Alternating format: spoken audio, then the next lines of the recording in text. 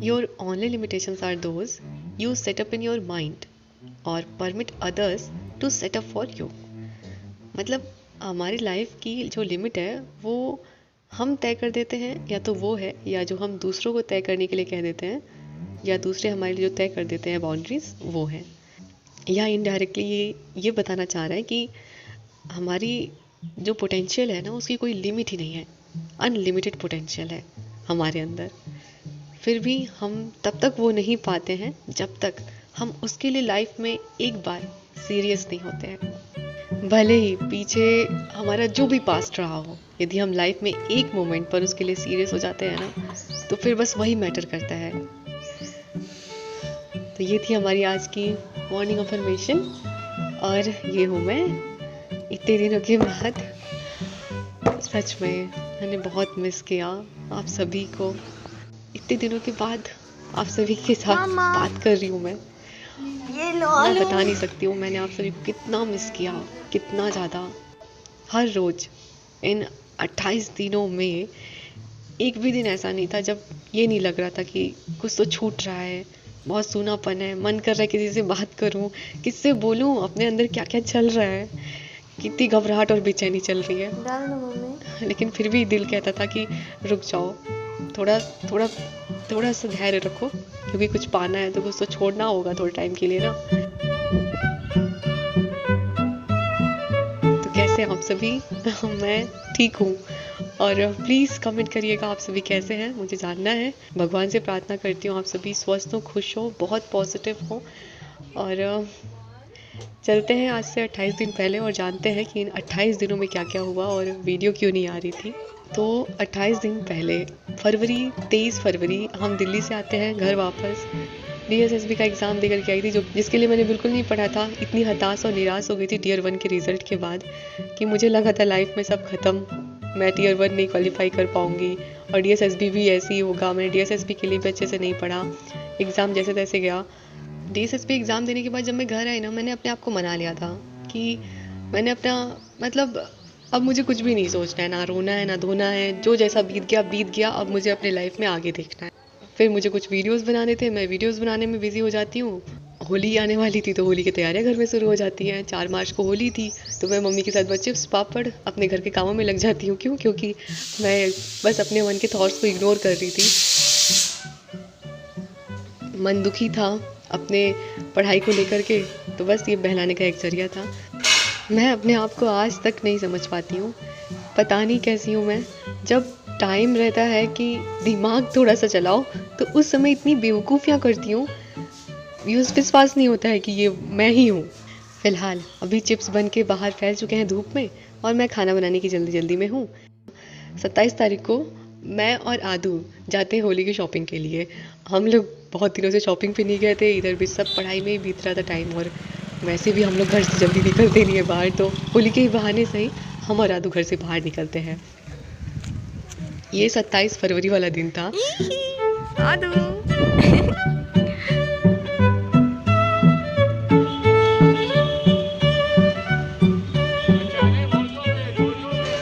कैसा लग रहा है मेरे ऊपर? आदू ये वाला कैसा लग रहा है मेरे ऊपर? इधर से निकला था।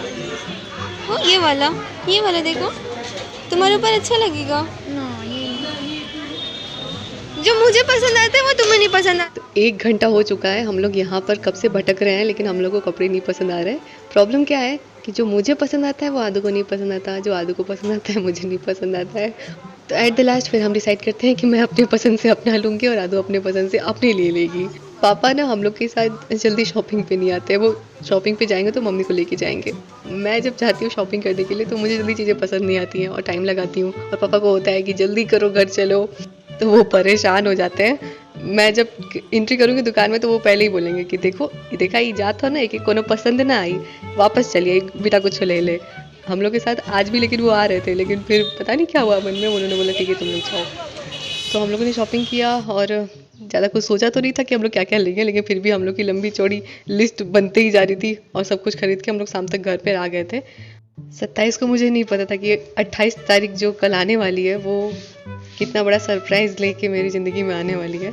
28 तारीख को सुबह अचानक से दिल कहता है कि लक्ष्मी यदि मान लो टीयर 1 हो गया तो टाइम वेस्ट कर रही हो तुम, कहीं ऐसा ना हो कि तुम्हें पछताना पड़े बाद में। बहुत हो गया रोना धोना, प्लीज़।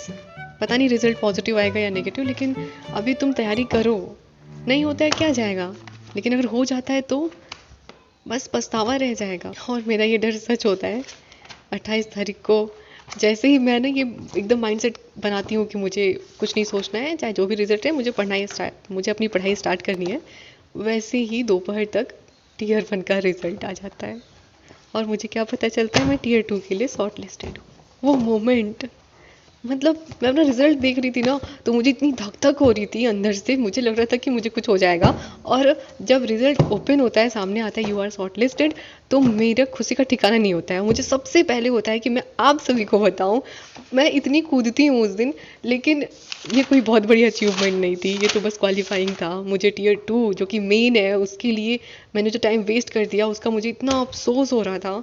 मतलब मुझे लग रहा था कि मैंने कितना ब्लंडर किया अपने लाइफ में। ये जो मोमेंट मैंने बिताया, मैंने टीयर 1 के लिए मैंने अपना DSSB एग्ज़ाम बिगाड़ दिया, और फिर इसके बाद टीयर 2 के लिए भी मैंने कुछ नहीं पढ़ा, और मैं शॉर्ट लिस्टेड हो गई। मेरा निरर्थक था वो 1 डेढ़ महीना। मैंने कितना, मतलब मुझे अपने ऊपर इतना क्रोध आ रहा था। और सबसे बड़ा तो टेंशन वाला टाइम पता है क्या था? जब ये हुआ कि 27 फरवरी को PRT का एग्ज़ाम है। मुश्किल से 27 दिन थे मेरे पास।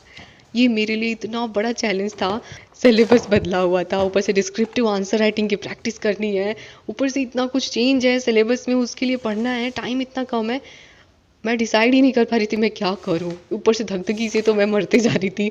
मुझे समझ नहीं आ रहा था मैं क्या करूं। बस हो रहा था कि कुछ, मतलब मुझे फिर हो रहा था बस मुझे और कुछ भी नहीं करना है, मुझे बस पढ़ना है, मुझे कैसे भी करके ये इसमें निकालना है। मैंने जो टाइम वेस्ट किया है ना इन 27 दिनों में, मुझे वो पूरा टाइम यूटिलाइज करना है। ये 27 दिन नहीं, मेरे पास 27 दूनी 54 दिन है। मैं इसको 54 दिन बना के रहूँगी अपना, और चाहे जो भी हो जाए मैं निकाल के रहूँगी, टीयर 2 करके रहूँगी। तो यही रीज़न था कि मैं यूट्यूब पर बिल्कुल डीएक्टिवेट हो गई, अपने आप को एकदम डीएक्टिवेट कर दिया हर चीज़ से। बहुत सारे लोगों के कमेंट्स भी आए थे, मैंने बाद में देखा। मतलब शुरुआत के तो 15-20 दिन मैं बिल्कुल भी यूट्यूब का यूज़ नहीं कर रही थी। बस मैं यूट्यूब अगर ओपन कर रही थी तो अगर पढ़ाई से रिलेटेड अगर कुछ मैं काम कर रही हूँ तब। मैं YT भी नहीं ओपन कर रही थी, क्योंकि मैं जानती थी कि अगर मैं आपके सभी के कमेंट्स पढ़ूंगी कि जागृति वीडियोस क्यों नहीं आ रहा है, तो मुझे होगा कि मुझे वीडियो बनाना है। और इसीलिए मैं ना ही आप सभी कमेंट्स को देख रही थी, ना मैं कुछ रिप्लाई कर पा रही थी। बाद में मैंने 22-23 तारीख को मैंने ओपन किया था YT, और फिर आप सभी के कमेंट्स पढ़े थे, तो मुझे फिर हो रहा था कि मैं आप सभी को कम से कम कम्युनिटी पर पोस्ट ही कर देती हूँ आप सभी को। लेकिन होता है ना कि कुछ बातें मतलब कहकर ही निकाली जा सकती हैं मुझसे। मुझे हो रहा था कि मैं लिखूँ क्या, मैं लिख के आप सभी को बताऊँ क्या, मुझसे लिखा ही नहीं जा रहा था। मुझे हो रहा था कि मैं जितना आप सभी से अंदर रखी हूँ वो सब बोल के ही निकाल पाऊंगी आप सभी के सामने, और ऐसे मुझे नहीं हो रहा था कि मैं लिखूँ कुछ। तो इसीलिए मैं कम्युनिटी पर भी कुछ पोस्ट नहीं डालती हूँ, और मुझे बस होता है कि मेरा एग्ज़ाम बीत जाएगा फिर मैं आप सभी से बातें करूँगी, टीयर 2 का जब बीत जाएगा। तो यही दोस्तों, यही रीज़न था मैं यूट्यूब पे नहीं अवेलेबल थी। और ये पूरे 27 दिन मैं हर रोज़ मरी हूँ, सच बता रही हूँ। जितना टाइम मैंने वेस्ट कर दिया था ना, मुझे वो इतना अखर रहा था, तकलीफ दे रहा था, कि मुझे हो रहा था कि मुझे अपने आप को एक भी एक्सक्यूज़ नहीं देना है कि लक्ष्मी अगर तुमने ऐसा नहीं किया होता तो तुम्हारा रिजल्ट बनता। अब मुझे अपने आप को वो एक भी एक्सक्यूज़ नहीं देना था। मुझे एक भी वो पछतावा अपने लाइफ में नहीं रखना था कि अगर तुमने ये नहीं किया होता तो तुम्हारा हो जाता। मैं बहुत ही ज़्यादा भावुक हूँ, और शायद इसी भावुकता में मैं कुछ ज़्यादा ही बोल जाती हूँ कभी कभी। लेकिन ये बस मेरी फीलिंग्स हैं जो मैं इतने दिनों से अपने अंदर दबा के रखी थी, और आप सभी के सामने आज शायद वही निकल रहा है। अब मेरे पास चैलेंज ये भी था कि मैं कैसे प्रिपरेशन करूँगी, जो सिलेबस उसे फिनिश कैसे करूँगी। मैं बैच लूँ, लेकिन बैच लेने का तो टाइम नहीं है मेरे पास। तो फिर यहाँ पर मैंने NCERT बुक्स का सहारा लिया, और सबसे बड़ा सहारा था मेरे आज तक के बनाए हुए मेरे नोट्स। मैंने जैसे टीयर 1 में गलती किया था कि मेरे पास जो नोट्स थे मेरे, मैं उनको उतना ध्यान नहीं दे रही थी। मैं कुछ एक्स्ट्रा ही नए नए अपने नोट्स बना रही हूँ और मैं एक्स्ट्रा पढ़ रही हूँ। वो गलतियाँ मैंने इस बार सोच लिया था कि मैं नहीं करूँगी। मैंने जो अपना पुराना नोट्स सब बनाया मैं उसे देखूँगी, और NCERT जो नया सिलेबस बदला उसके अकॉर्डिंग जो भी NCERT में मिलता है मुझे, मैं उससे पढ़ूँगी। और बस मैंने इन्हीं पर विश्वास किया और इन्हीं से तैयारी करना स्टार्ट किया। बीते 27 दिन 27 रात मैं हर रोज़ अपने आप से लड़ी हूँ, जहाँ मुझे एक और मेरा मन हर रोज़ डीमोटिवेट कर रहा था कि तुम्हारा कुछ नहीं होगा।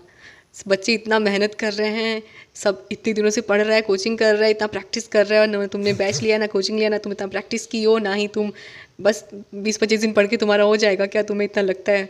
वही दूसरी ओर मेरा मन मुझे हिम्मत भी देता और मैं अपने आप से लड़ती भी कि नहीं होगा, क्यों नहीं होगा, मुझे करना है, चाहे जैसे भी करना है। अभी भी मेरे पास टाइम है, मैं कर सकती हूँ, मैं करूँगी और मुझे करना ही है। और आज 28 मार्च और आज अब मैं जा रही हूँ एग्ज़ाम देने के लिए।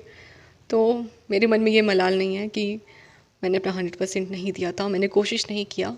अब जो भी हो सब मैंने भगवान पे छोड़ दिया है। अब जो भी रिज़ल्ट रहेगा मुझे मलाल नहीं रहेगा। तो चलिए चलते हैं एग्ज़ाम देने और फिर क्या होता है, कैसा एग्ज़ाम जाता है, देखते हैं। मिलते हैं अगली वीडियो।